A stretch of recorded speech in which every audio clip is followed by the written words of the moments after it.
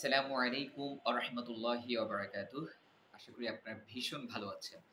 যদিও এক ধরনের অস্থিতিশীল পরিস্থিতি, আনস্টেবল সিচুয়েশন, উদ্বেগ, উৎকণ্ঠার মধ্য দিয়ে বাংলাদেশের সবাই পার হচ্ছে।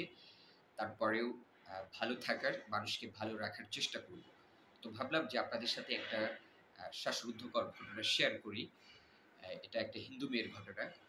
তো আগে বলে রাখি, বলা হয় যে বাংলাদেশের মুসলিমরা সাম্প্রদায়িক, তারা অন্য ধর্মের মানুষের উপর আঘাত করে।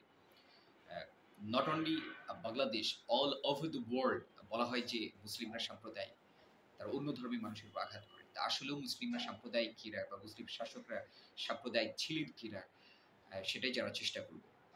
তো চলুন আমরা ঘটনাটিতে যাই। আ আ মূলত ঘটনাটি হচ্ছে একটা হিন্দু মেয়ে এবং সম্রাট আওরঙ্গজেবের মধ্যকার ঘটনা।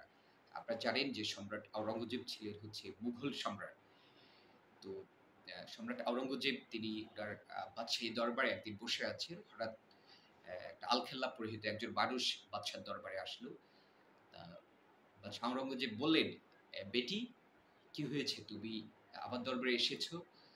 তো বাদশার দরবারে যারা ছিলেন তারা ভাবছেন যে একজন মানুষকে বেটি বলল কেন? একে তো দেখে অ্যা মানে পুরুষ মনে হয়।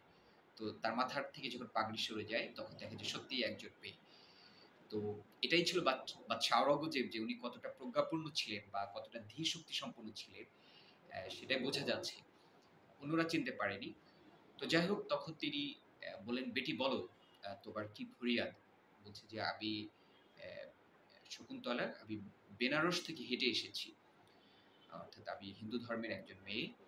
তো আপনার সেনাপতির বিপক্ষে আমার একটা অভিযোগ আছে। আমি একদিন পথ দিয়ে হেঁটে যাচ্ছিলাম। এমন সময় সে আমাকে দেখে এবং আ আমার বাবাকে সে বলে যে, "আপনার মেয়েকে সাজগোজ করে রাখবেন। আমি অমুক দিন ফেরার সময় তাকে নিয়ে যাব।" অর্থাৎ এক কথায় সম্রাট আওরঙ্গজেবের সেনাপতি সেই মেয়েটাকে চাচ্ছে। কার মেয়েকে? একটা হিন্দু মেয়েকে, একটা হিন্দু ব্রাহ্মণ পণ্ডিত তার মেয়েকে। তো ওই শকুন্তলা তার বাবাকে বলে যে, "আপনি এই অভিযোগটা বাদশার দরবারে পৌঁছে দেন।" কিন্তু শকুন্তলার বাবা বলে, "দেখ, আমরা হচ্ছে হিন্দু, আর বাদশা কত বড় মানুষ, তিনি মুসলিম, তিনি কি আমাদের কথা রাখবেন কিনা?" তখন শকুন্তলা বলে যে, "না, আমি শুনেছি যে সম্রাট আওরঙ্গজেব উনি অত্যন্ত ন্যায়পরায়ণ একজন শাসক এবং উনি অ্যা দুষ্টের দমন এবং শিষ্টের পালন করে থাকেন। তো তুমি অভিযোগ নিয়ে যাও।" তো পণ্ডিত, ব্রাহ্মণ পণ্ডিত উনি বলে যে, "না, আমি যাব না" বা উনি সাহস করেন না। তো যার কারণে আমি নিজেই আপনার কাছে অভিযোগ নিয়ে এসেছি। তো তখন সম্রাট আওরঙ্গজেব বলেন যে, "বেটি, তিনি তুমি ঠিক জায়গায় এসেছো। তুমি চলে যাও। আমি যথাসময়ে তোমার বাসায় পৌঁছে যাব। বেনারস পৌঁছে যাব এবং আমি এর একটা ন্যায় বিচার বা ফয়সালা করব।" তো তখন শকুন্তলা বেনারসে তাদের বাড়িতে চলে আসে। তার বাবাকে ঘটনাটা খুলে বলে। তখন তার বাবা বলে যে, "আদৌ কি বাদশা আসবে? সে এত বড় বাদশা, আর সে আমাদের একজন অমুসলিম বা বিধর্মীর ফয়সালা করতে আসবে?" তখন শকুন্তলা বলে যে, "বাবা, বাদশা আওরঙ্গজেব সে ১৪ বার বেটি বলেছে আমাকে। এবং তার এই বেটি বলার মধ্যেই আমি একটা মমতা খুঁজে পেয়েছি। আমার বিশ্বাস যে সে আসবে এবং সে ন্যায় বিচার করবে।"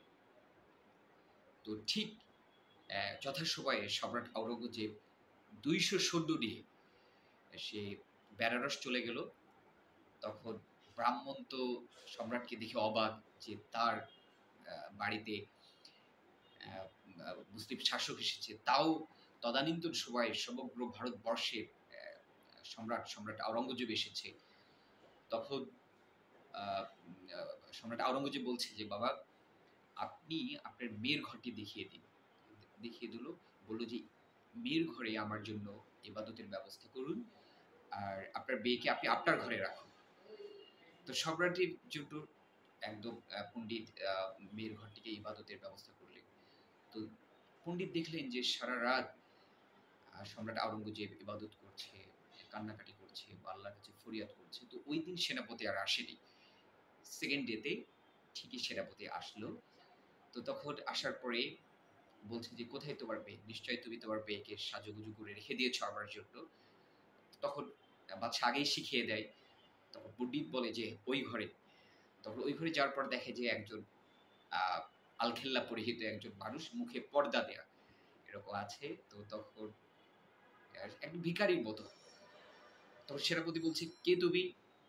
তখন সম্রাট তার কাছে কিছু ভিক্ষা চেয়েছে, তবে সম্রাটের মুখটা বাঁধা, পর্দা দেয়া, চেনা যাচ্ছে না। তখন সেনাপতি যেহেতু খুশি, সে আজকে খুব মানে সুন্দরী ব্রাহ্মণ পণ্ডিতের একজন মেয়েকে সে নিয়ে যাবে। মানে তার তো এক ধরনের মনের মধ্যে অবৈধ আবেগ বা অবৈধ ক্ষুধা রয়েছে। তো তখন সেনাপতি খুশি হয়ে অনেক মুদ্রা দেয়। তো ওই মুদ্রার যে পুঁটলিটা, ব্যাগটা সম্রাট হাত থেকে ফেলে দেয়। তো সেনাপতি বলে যে, ওহে ভিক্ষুক, তুমি কেমন ফকির, কেমন ভিক্ষুক যে তুমি তোমার ভিক্ষাটাকে ধরতে পারো না, ফেলে দিলে। তখন সম্রাট আবার ভিক্ষা চায়। তখন সেনাপতি রেগে যেয়ে বলে, আমি আর ভিক্ষা দিতে পারবো না। আহ, তুমি নিলে নাও, না নিলে না নাও। তখন আবার ভিক্ষা চেলে পারে। তখন সেনাপতি রেগে যেয়ে তার তরবারি বের করতে চায়। তখন সম্রাট বুঝতে পারে যে অবস্থা বেগতিক। তখন সে সম্রাট তার নিজের তরবারি বের করে এবং তাকে একটা থাপ্পড় দেয়। দেওয়ার পর সেনাপতি পড়ে যায়। তখন সম্রাট তার নিজের পরিচয় দেয় এবং তার চেহারাটাকে উন্মুক্ত করে। তখন তো সেনাপতি মানে প্রচন্ড রকমের ভয় পেয়ে যায় যে তার সামনে স্বয়ং আহ, মানে ভারতবর্ষের সম্রাট, এবং মানে তার মনের মধ্যে যে চরম অবৈধ মানে যে যৌন ক্ষুধাটা, আবার এক ধরনের ফকিরকে মারার আক্রোশ, দুইটাই একদম মিটে যায় এবং সে এত ভয় পেয়ে যায় সম্রাটকে দেখে। বলে যে, সম্রাট, আমার ভুল হয়ে গিয়েছে, আপনি ক্ষমা করে দেন। সম্রাট বলে যে, কোশ্চিন কালেও নয়, তুমি আমার রাজ্যে থেকে আমার রাজ্যের একজন অমুসলিম আহ, ব্রাহ্মণ পণ্ডিত এর মেয়েকে তুমি হরণ করতে চেয়েছো, তাকে নিতে চেয়েছো, ক্ষমা করা যাবে না। তখন ২০০ পাশেই ছিল ২০০ সৈন্য, তাদেরকে অনুমতি দেয় যে এদেরকে আটক করো। তখন আটক করে একদম জনসম্মুখে নিয়ে তাকে শাস্তি দেয়। পরে শাস্তি দেওয়ার পরে সম্রাট আওরঙ্গজেব আবার ফেরত আসে। এসে ব্রাহ্মণ পণ্ডিতকে বলে যে, আমাকে একটু পানি দেন। পানি দেওয়ার পরে তিনি শুকরানা স্বরূপ মানে উজু করে শুকরানা স্বরূপ ২ রাকাত নামাজ পড়ে এবং শকুন্তলাকে বলে যে, আমাকে আরো একটু পানি দাও। তখন পানি দেওয়ার পরে সে পানিটুকু খায়। তখন আ সম ইয়া ব্রাহ্মণ পণ্ডিত অবাক হয়ে যায় যে, আমি আপনার উপর সন্তুষ্ট যে আপনি আমার মেয়ের ইজ্জত, আবরু বা আপনি আমার মেয়ের সতীত্ব আপনি হেফাজত করেছেন। তো আমি আপনার উপর সন্তুষ্ট। আপনি যে ঘরে ইবাদত করেছেন, আল্লাহর কাছে কান্নাকাটি করেছেন, আমি এই ঘরটাকে একটা আ মানে মসজিদ বানাবো। তখন সম্রাট আওরঙ্গজেব বলেছিল যে, আমার দায়িত্ব ছিল যে আপনার মেয়েকে বা আপনাকে হেফাজত করা। এখন আপনি মসজিদ বানাবেন নাকি বানাবেন এটা আপনার ইচ্ছা। সম্রাট আওরঙ্গজেব একটা কথা কোট করে। আমি সকলকে মানে খুব ভালো করে বলতে চাই। সে বলে যে, আমি তো ইসলামের ২য় খলিফা হযরত ওমরের উত্তরসূরি।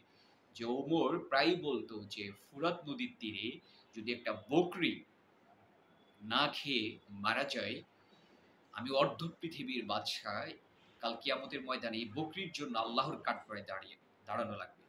I am repeating, হযরত ওমর বলতেন যে, আমি অর্ধ পৃথিবীর বাদশা ঠিক আছে, কিন্তু একটি মানে বকরিও যদি অনাহারে মৃত্যুবরণ করে, কিয়ামতের ময়দানে আল্লাহর কাঠগড়ায় আমার দাঁড়ানো লাগবে। তো আমি তার উত্তরসূরি, আমার দায়িত্ব ছিল আপনাকে আপনার মেয়েকে হেফাজত করা। আমি এটাকে ইবাদত মনে করেছি।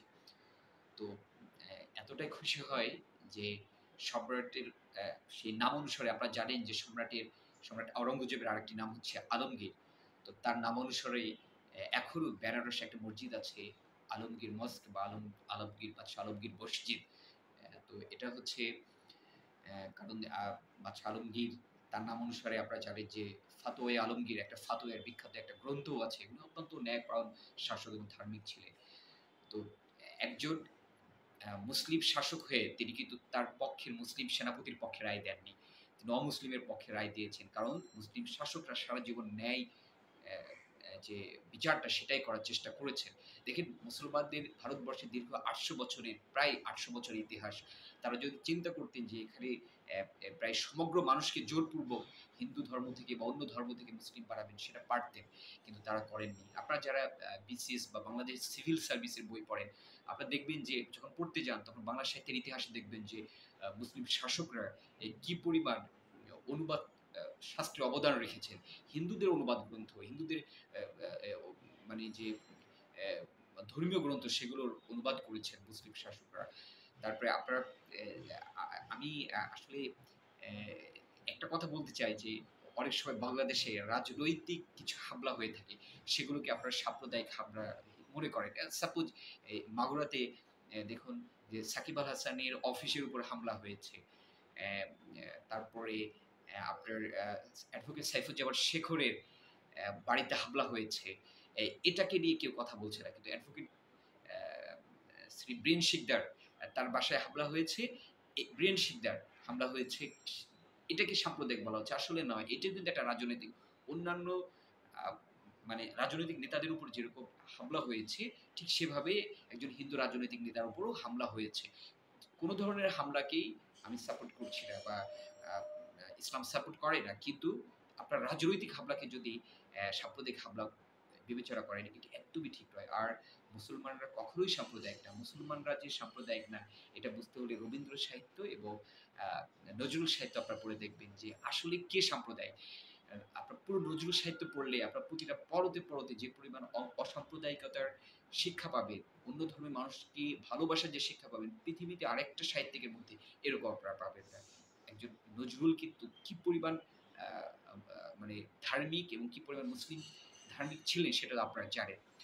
আর বিশ্বনবী মুহাম্মদ সাল্লাল্লাহু আলাইহি ওয়াসাল্লামের কথা কি বলবো? তিনি তো অনেক সময় সাহাবীদের বিপক্ষেও রায় দিয়েছেন ন্যায় বিচারের ক্ষেত্রে বা মুসলিমের বিপক্ষে রায় দিয়েছেন, ইহুদি কিংবা অমুসলিমের পক্ষে রায় দিয়েছেন ন্যায় বিচারের স্বার্থে। তো এই কারণে একদম যদি আমি মোটা দাগে বলতে চাই সেটা হচ্ছে যে মুসলিমরা সাম্প্রদায়িক নয়, মুসলিম শাসকরা সাম্প্রদায়িক নন। কিছু অনাকাঙ্ক্ষিত ঘটনা ঘটতে পারে। সেগুলোকে কখনোই সাম্প্রদায়িক হামলা বা দাঙ্গা এই রূপটা দেওয়া যাবে না। তো আমরা সবাই মিলেই একটা সুন্দর বাংলাদেশ, সবাই মিলেই আমরা একটা বাংলাদেশ নামক ফুল এবং এই ফুলের প্রত্যেক ধর্মের মানুষই আমরা একেকটা পাপড়ি। আমরা সবাই মিলেই সুন্দর বাংলাদেশে অবস্থান করব। সকলে ভালো থাকবেন, আমার জন্য দোয়া করবেন। আসসালামু আলাইকুম ওয়া রাহমাতুল্লাহি ওয়া বারাকাতুহু।